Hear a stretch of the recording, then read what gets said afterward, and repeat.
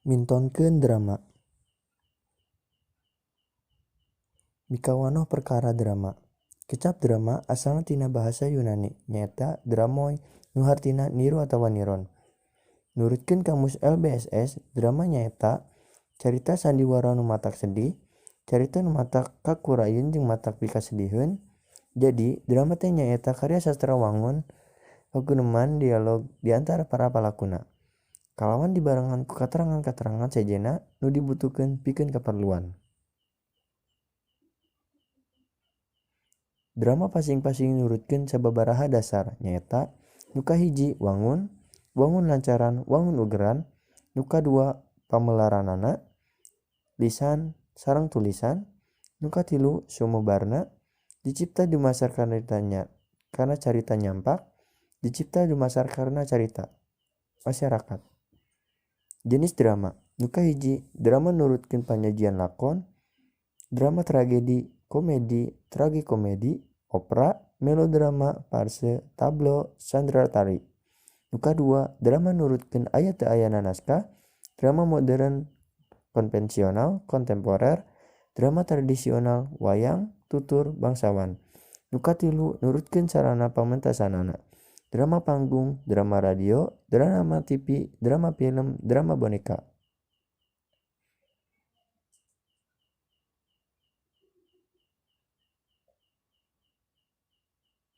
Unsur drama nu kahiji babak, nu kadua adegan, nu katilu dialog, nu kaopat pituduh teknis, nu kalima prolog, nu kagenep epilog, nu katujuh soliloquy, nu kadelapan tema, nu kasembilan galur carita, nu kasepuluh latar, nu kasebelas palaku, nu kadua belas amanat. Secara lahirna dina wujud karangan drama aya hal-hal nu enggeus maranti nyaeta nu kahiji pertelaan palaku, nu kadua babak jeung adegan, nu katilu canderaan dina awal babak, nu kaopat paguneman, nu kalima prolog jeung epilog. Tata krama mintonkeun drama. Pagelaran drama atawa teater teh dirojong ku sawantara unsur. Di antarana nyaeta sutradara, produser, panata musik, panata panggung, panata kostum, panata lampu, panata rias, jeung seksi-seksi kapanitiaan sejen. Mun urang rek garap pintonan teater di sakola, sakurang-kurangna kudu ngaratarkeun hal-hal ieu. Nu kahiji, nyusun kapanitiaan, nu kadua nangtukeun para pemain, sutradara jeung jadwal latihan, nu katilu unggal pamain kudu latihan vokal lantaran aktor mah vokalna kudu ngoncrang, nu kaopat unggal pamain kudu latihan ngolah paroman nyaeta mimik jeung rangkang ekspresi tubuh.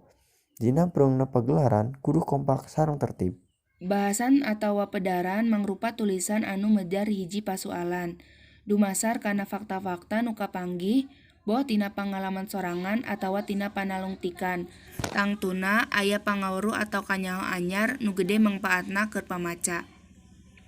Bahasan ngeunaan tradisi Sunda, tangtu wae medar ngeunaan unak-anik tradisi di hiji masyarakat Sunda, kayaning adat istiadatna, ritual budaya, atikan, pakasaban, tatanen jeung lain sajabana. Bahasan sarua hartina jeung artikel atawa esei, boh cara nulisna, boh eta eusina. Selanjutna wangun tulisan bahasan. Nu kahiji aya argumentasi. Eusina ngajentrekeun jeung nerangkeun bener henteuna hiji perkara dumasar kana alesan anu kuat, nepikeun bisa percaya jeung ngahudang pamaca pikeun milampah hiji pagawean. Anu kadua aya deskripsi. Tulisan anu ngagambarkeun objek atau tempat atawa kajadian sacara jentre kanu maca, nepi pamaca siga nu ngarasakeun kajadian digambarkeun dina wacana. Nu katilu aya narasi. Tulisan anu nyaritakeun lumangsungna hiji kajadian ti mangsa ka mangsa kalawan ngaruntuy tu runut. Nu kaopat aya eksposisi. Eksposisi teh nyaeta wacana anu eusina ngajentrekeun tur medar hiji objek, prosesna, tujuanna, jeung gunana. Selanjutna aya struktur tulisan bahasan. Struktur tulisan bahasan diwangun ku bubuka, eusi, jeung panutup.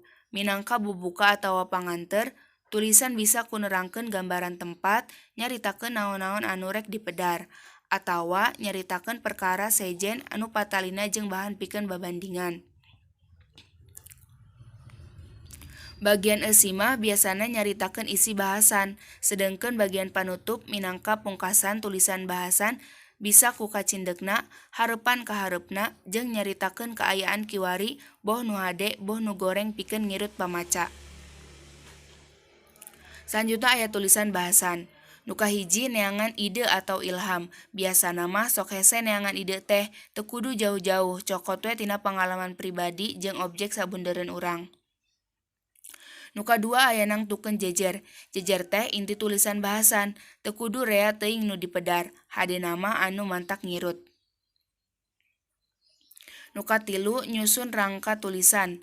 Jieun rangka tulisan dumasur kana struktur tulisan bahasan, nu ngawenangkeun bagian bubuka, eusi jeung panutup. Nu kaopat bahasa nu digunakeun. Bahasa teh pekakas atawa alat utama dina nulis. Dina nulis bahasan, ilarna ngagunakeun basa loma. Nu kalima nangtukeun judul. Nangtukeun judul karangan teh hadena ku 2 atawa 3 kecap nu luyu jeung nu jejer, matak ngirut jeung ngahudang kapanasaran. Resensi. Resensi nyaeta ngajen atawa meunteun kana hiji karya saperti buku, musik, drama, atawa film. Cindekna resensi teh nyokot kana hiji kagiatan meunteun atawa meunteun hiji karya atawa pintonan seni nu tujuan pikeun mere informasi. Struktur. Yang pertama ada identitas karya, biasana nataan identitas utama hiji karya. Ditataan judul film, sutradara, produser, tahun rilis, jeung artis atawa aktor. Nu kadua, ringkesan carita. Ngaringkes hiji karya biasana unggal bab. Eusi, nu nulis resensi kudu ngagambarkeun kalebihan jeung kakurangan karya seni anu diresensi. Panutup, bagian ieu biasana teh kacindekan tina resensi buku. Nu kahiji milih buku nu rek diresensi, kadua maca kalayaan gamet tur imet buku nu rek diresensi. Biasana cara maca sababaraha balikan. Nu katilu nyatetkeun hal-hal anu dipikajieun anu kurang dipikajieun tina eusi buku. Nu kaopat nyatetkeun pamanggih atawa sawangan hideup naha eta buku teh payus tur gede mangpaatna atawa henteu keur bacaan balarea. Nu kalima tuliskeun judul resensi hideup ku cara nuliskeun identitas buku. Kagenep susunan raraga resensi anu rek ditulis. Upama kieu jenis buku anu diresensi naha fiksi atawa non fiksi. Resensi film. Yang pertama lalajo film anu rek diresensi Sing Daria, alus nama film anyar anu dilalajoan ku hideup teh. Nu kadua nyatetkeun alur atawa adegan-adegan penting anu matak pikajian tina eta film. Kitu deui caritakeun hal-hal anu kurang dipikaresepna. Nu katilu nyatetkeun pamanggih atawa sawangan hideup. Nu kaopat tulis judul resensi ku cara nuliskeun identitas film anu diresensina. Yang kelima, susun rangkai resensi anu rek ditulis. Seperti A, jenis film anu rek diresensi, B, nuliskeun identitas film, C, mendar ngeunaan carita dina film, D, mendar ngeunaan kaunggulan jeung kahengkeuran film, E, mendar ngeunaan manfaat film, keralajuan balarea, F, ngajudulan resensi. Definisi carita wayang. Carita wayang nyaeta carita anu sok dilalakonkeun dina pagelaran wayang anu dipaenkeun ku dalang. Carita wayang oge kaasup kana karya sastra wangun prosa. Sajarah carita wayang. Nilik kana sajarahna, carita wayang teh asalna ti India, anu nyoko kana babon atawa sumber kitab Mahabharata jeung Ramayana. Asup ka Indonesia marengan jeung asupna agama Hindu. Naon nu jadi sumber carita wayang? Anu jadi sumber carita wayang teh nyaeta carita Mahabharata jeung carita Ramayana. Istilah-istilah dina carita wayang. 1. Kakawen. Asalna tina kecap kakawian, nyaeta lagu dina basa Kawi nu sok dihalangkeun ku dalang. Nu kadua murwa, nyaeta dalang ngamimitian ngawayang. Nu katilu nyandra, nyaeta nataan wayang nu keur dipaenkeun. Nu kaopat garap, nyaeta cara ngigel atawa merangkeun wayang. Anu kalima nyaeta antawacana, nyaeta carita dalang. Nu kagenep nyaeta suluk. Ngagambarkeun hiji hal ku cara dihaleuangkeun atawa dinyanyikeun ku dalang. Unsur-unsur dina carita wayang. Dina carita wayang teh dibagi jadi 2 unsur, nyaeta unsur intrinsik jeung unsur ekstrinsik. Nu kaasup unsur intrinsik nyaeta kahiji unsur tema, mangrupakeun gagasan, pikiran atawa ide utama anu jadi dasar eusi carita nu aya dina carita wayang. Tema mangrupa jiwa ti sakabeh bagian carita nu aya dina carita wayang. Nu kadua unsur latar, nyaeta sagala pitunjuk atawa katerangan anu aya kaitanana jeung waktu, suasana, ruang, jeung situasi kajadian hiji peristiwa nu aya dina carita wayang. Aya 3 unsur anu dianggep pokok nu aya dina latar, nyaeta latar waktu, latar tempat, jeung latar suasana. Nu katilu unsur galur, nyaeta runtuyan carita anu diwangun ku tahapan-tahapan kajadian anu aya nepi ka ngabentuk hiji carita dina carita wayang. Anu kaopat unsur tokoh, nyaeta jalma-jalma nu dicaritakeun jeung loba mawa peran dina hiji carita wayang. Anu kalima unsur watak tokoh, nyaeta unsur anu ngagambarkeun karakter atawa watak tokoh nu bisa ditilik tina 3 segi, nyaeta dialog tokoh, penjelasan tokoh, sarta panggambaran fisik tokoh. Anu kagenep unsur amanat, nyaeta pasualan, perkara, pesan atawa nasehat anu rek ditepikeun ku pangarang liwat carita wayang. Anu katujuh unsur sudut pandang, nyaeta hiji cara mandang dina ngahadirkeun tokoh-tokoh nu aya dina carita wayang, ku nempatkeun posisi diri pangarang dina hiji posisi anu ditangtukeun. Nu kadelapan unsur gaya basa, nyaeta hiji teknik dina ngolah basa anu dilakukeun ku pangarang dina raraga ngahasilkeun carita wayang anu hirup jeung endah.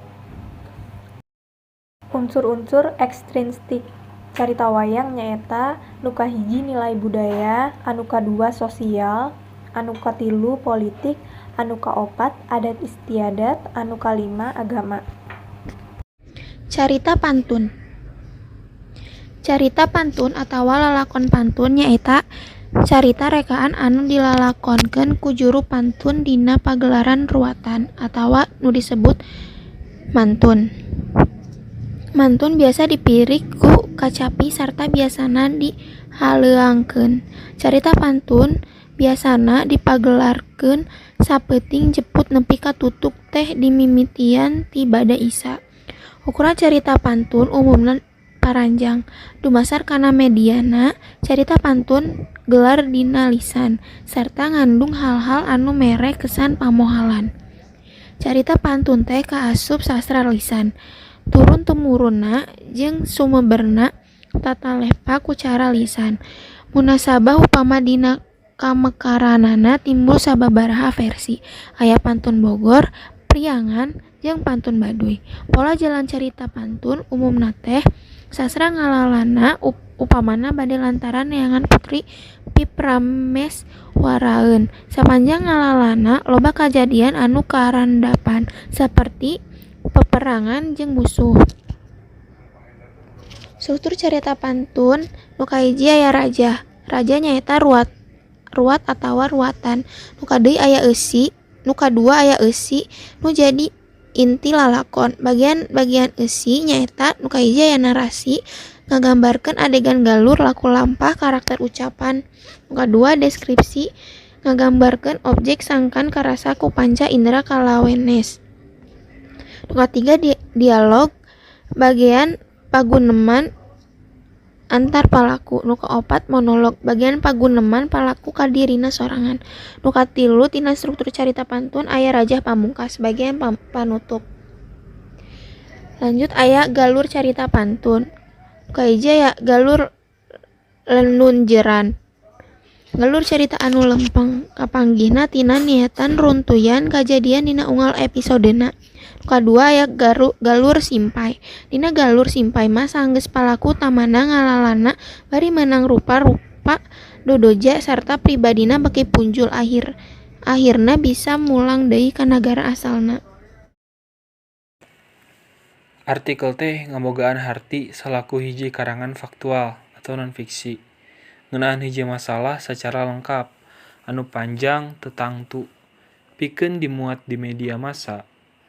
Artikel kaasup oge kategori tulisan views atau sawangan, nyaeta tulisan anu eusina sawangan, ide, opini. Kumaha nu nulis ngajen kana hiji masalah atawa kejadian. Artikel teh hartian karya tulis lengkap dina media massa saperti surat kabar, majalah, tabloid, jeung sajabana. Aya oge anu nyebutkeun artikel nyaeta tulisan lepas anu eusina mangrupa opini hiji jalma anu ngajujut hiji masalah nu tangtu. Sifatna aktual, ayawa, atawa kontroversial, kalawan udagan pikeun mere nyaho, informatif jeung ngayakinkeun atau persuasif, argumentatif, atawa ngahibur halayak nu maca, rekreatif. Contohna nu kahiji, kalungguhan jeung kagunaan artikel. Anu A, penerjemah warta dina kalawarta pikeun kalawarta, tabloid, atawa majalah. Artikel anu ditulis ku ahli dina widangna miboga fungsi minangka pangaping sakaligus minangka penerjemah jeung analisis warta. Artikel miboga fungsi pikeun ngahijikeun fakta-fakta dina warta kana hiji wengkuan genre, tandes sarta ngeunah dibacana. Anu B, wahana diskusi geusan neangan solusi sarta proses aktualisasi jeung eksistensi diri. Wahana diskusi jeung sosialisasi gagasan. Sarana kontribusi pamikiran pikeun mere solusi kana hiji masalah. Sarana aktualisasi sakaligus pikeun eksistensi diri. Nu kadua, ciri artikel Sunda. Artikel nu ditulis pikeun kalawarta atawa majalah mibanda 7 ciri. Aya ngaran anu nulisna. Miboga gagasan nu aktual jeung atawa kontroversial. Terus, gagasan anu diangkat dina tulisan kudu patali jeung kapentingan jalma rea. Ditulis kalayan referensial ku visi nu intelektual. Dipidangkeun dina basa nu hirup, populer, jeung komunikatif. Singget jeung tuntas. Terakhir, orisinal.